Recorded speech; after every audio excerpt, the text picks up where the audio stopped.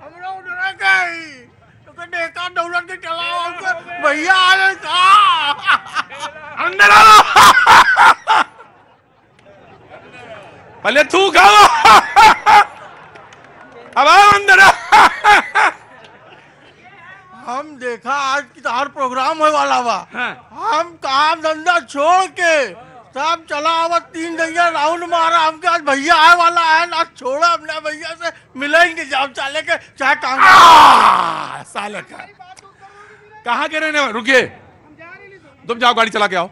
अबे जाओ तुम, आराम से जाओ, जाओ गाड़ी चलाओ। अरे पूछा हमने कैसे खड़ा गला लगा लो, बहुत बड़ा पहले जा रहा हूँ। कहाँ के रहने वाले हैं? हम आपके बनारस। बनारस के? ना ना ना ना, बनारस के नहीं, जौनपुर के हैं आप? ना ना बनारस, खास बनारस। खास बनारस में? बनारस से थोड़ा दूर पड़ा था जहाँ भदोई। तो क्या काम करते हैं आप भाई? हम यहाँ पे अपना क्या कहते हैं इंस्टीट्यूशन है, उसमें जॉब कर। जॉब करते हैं। क्या नाम है आपका? अली खान। अली खान, आओ आप गले मिलो। जय हो। अब ये बताओ कि सवाल क्या है? सवाल कुछ नहीं, जैसे अखिलेश वहाँ आफत मचा रहे वैसा कांग्रेस यहाँ मचाए बा। देखा बात सीधी, कोनो गलत नहीं। नहीं, बोल दो। हाँ, गलत बात नहीं। हमार कोनो छत्तीसगढ़ से मतलब ना है। हाँ। कि छत्तीसगढ़ में बीजेपी रहे या कांग्रेस रहे। हाँ। इतना जानी थे। हाँ। जितना अखिलेश उत्पात मचा रहे हैं। उत्पात मतलब? रुको भाई, मैं आ रहा हूँ।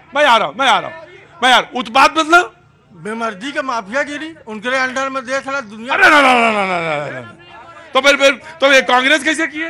हैं? कांग्रेस कैसे किए? कांग्रेस कहाँ का? हम अपने आग बतिया दी, यहाँ के थोड़ो बतिया दी। अरे तो भाई जैसे तुमने कहा ना पैसे वहां। भाई प्रश्न है तो बिल्कुल पहले धैर्य रखिए, सब्र रखिए, मैं आऊंगा आपसे भी बात करूंगा जी।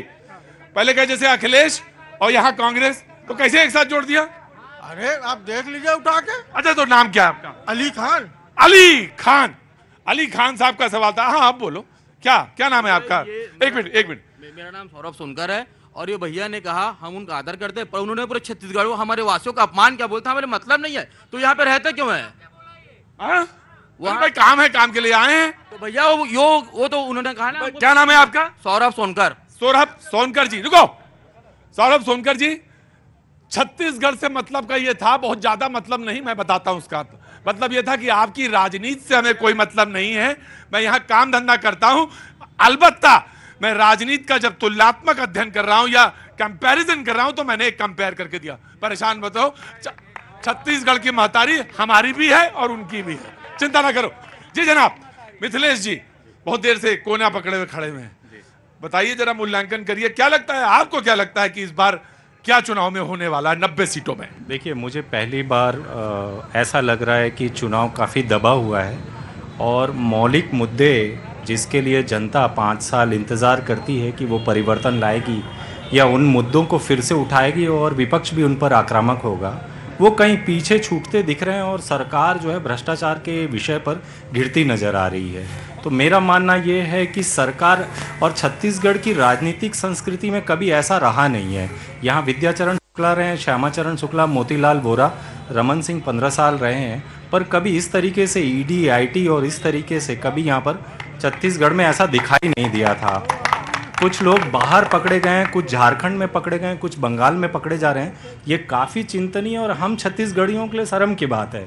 क्या नाम है आपका? मेरा नाम अर्जुन अमित श्रीवास्तव है। अर्जुन अमित श्रीवास्तव। वाह, तो कब से हैं? दुनिया में 21 साल। नहीं, मतलब वो राजनीति में कब से है? मुझे 5 साल हो गया है राजनीति में जी। अरे गुरु तुम तो गजब आदमी हो। अरे मजबून भाप लेते हैं लिफाफा देख करके, तो मुझे पता चल गया था कि ये शख्स जो है यूं ही नहीं खड़ा है, अपनी बारी का बड़े सब्र के साथ इंतजार कर रहा है कि ये माइक एक बार उसके पास जरूर आएगा। तो मैं बहुत सारी शुभकामनाएं, खूब अच्छा करे, खूब सफल हो राजनीति में और एक आदर्श स्थापित करे जी। तो आपका सवाल क्या है? भाजपा के प्रवक्ता से मेरा सवाल है, अभी वो बहुत क्या कहते हैं घोटाले गिना रहे थे। मैं आपको बताना चाहूंगा साहब, नसबंदी कांड, आग फोड़वा कांड, नान घोटाला, 15 साल में जब भाजपा की सरकार इस प्रदेश में थी, सिर्फ और सिर्फ जनता को ठगने का काम किया है साहब। मैंने आपको लाइन से घोटाले गिना दिए। इतनी बुरी स्थिति हो गई इनकी कि 15 साल सत्ता में रहने के बाद आज ये लोग 14 सीट में हैं। और रही बात, ये बात कर रहे थे विकास की।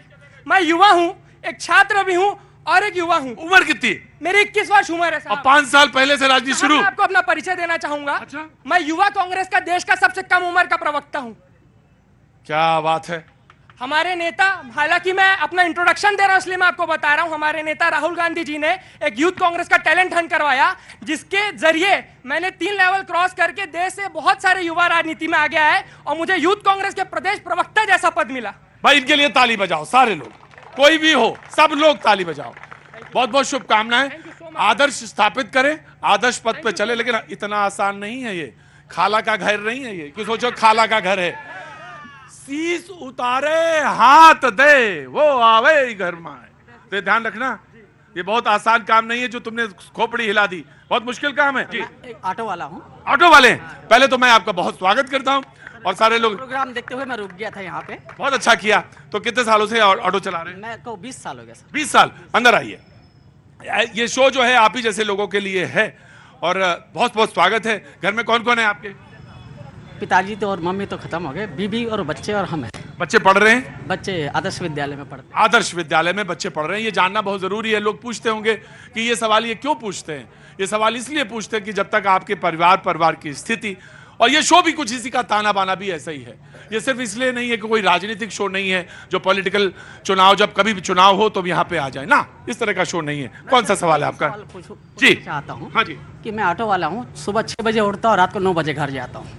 मैं एक ऑटो वाला हूं, अंदर बीच में आइए। सुबह 6 बजे उठता हूं और रात के 9 बजे जाता हूं। नाम है मेरा देवानंद तांडे। देवानंद तांडे।